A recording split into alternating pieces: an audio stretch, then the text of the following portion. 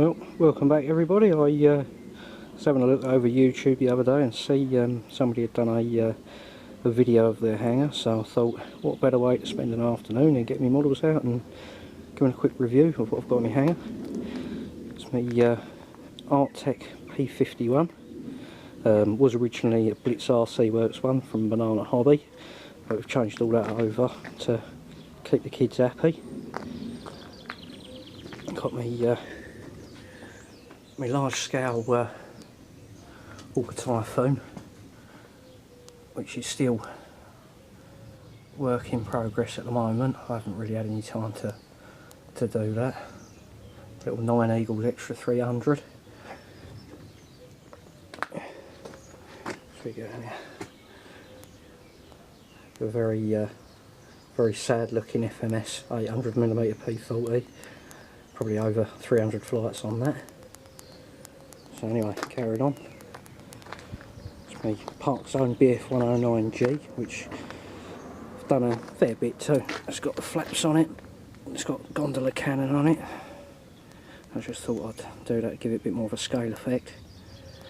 And also with the slick bottom drop, which all works nicely. Moving on, me Park Zone Spitfire Mark 9. This is fitted out with a an E-Flight Power 15, that's on 4-cell. It goes very well. I've had to take the exhaust stubs off there just to give the Power 15 a bit of airflow to keep it nice and cool. But yeah, probably looking at 300 plus flights on that model. Got my little tiny micros, little 9 Eagles Yak 54, and my little Park Zone P40 with AS3X. My Park Zone SE5A, done a tiny little bit modification to that, not a great deal, only paintwork, still running on the same 1800 milliamp 15C battery which it comes with. The only real thing I did do there was give the old pilot a moustache, because all World War I pilots should have a moustache. It's my HC Hobby B25 Mitchell, which has had a complete new paint job. That's got 40 amp Skywalker SCs in it, opposed to the standard 20 amp ones it comes with. I haven't remade them that yet in the new colour scheme. I had a bit of a crash in that one, so that's also got the old modified gear doors on it. I modified the nose gear doors because kept on ripping the bigger door off on landing. Yet to see what that lands like and takes off like with the new setup. My brand new Park Zone Mosquito. This is a must, an absolute must. It flies really beautifully. I've got the E-Flight retracts on that. Still running that one all standard on the 3-cell. It is quick enough and a joy to fly. One of my biggest projects was the Dynam ATC, oh excuse me, 86 Texan.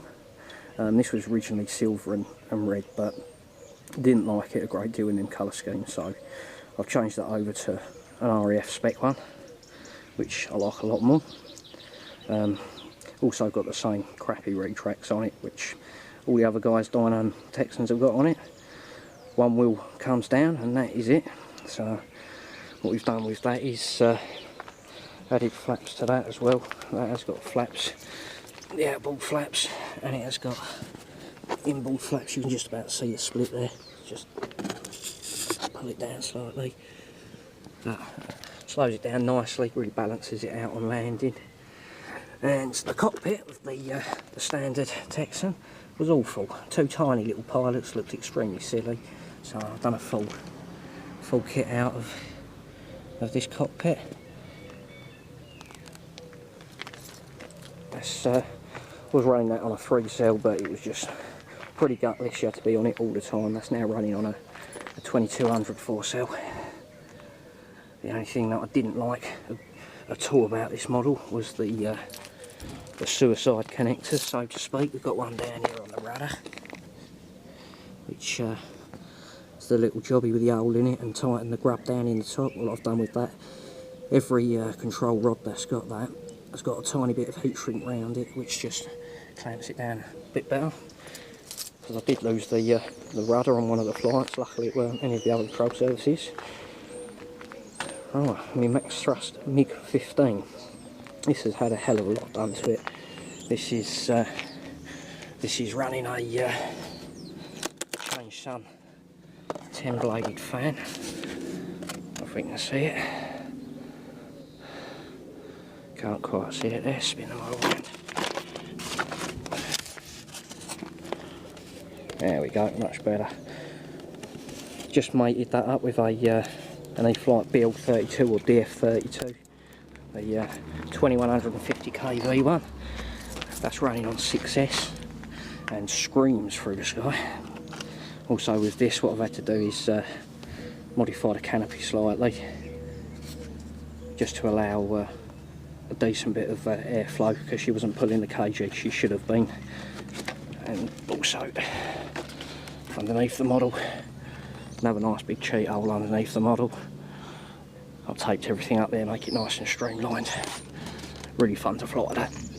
It makes a very, very good noise. Right, moving on to my aerobats. It's the E-flite Carbon's Yak 54. Actually had this fully fitted out with the AR635 AS3X, which does help it out a lot because it is very, very twitchy. Handful, and got a good presence in the air, that model. Really does look big in the air, really does look realistic in the air. No collection should be without one of these either, Park's own Visionaire. I've had this now, that's probably got a good 350 plus flights on that model. Did write that off once due to a brownout I had, but rebuilt it now. It's got another AR635 in it just in case it was the 635 that let me down. And last but not least, it's my Park Zone Radian with all of the Warbirds and the aerobats that I've got.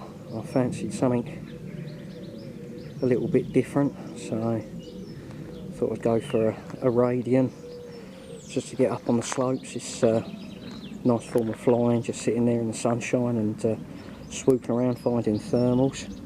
That's normally my camera ship. That's kitted out to carry my little MD80 camera, so I've got some nice shots from several thousand feet with that. So yeah, that's me fun, and that's what keeps me flying. So anybody else there with a few planes in their hangar, why not get your camera out and do a quick review for everybody. Well, anyway, thanks for watching everyone, and subscribe to keep up with all of the recent flight footage.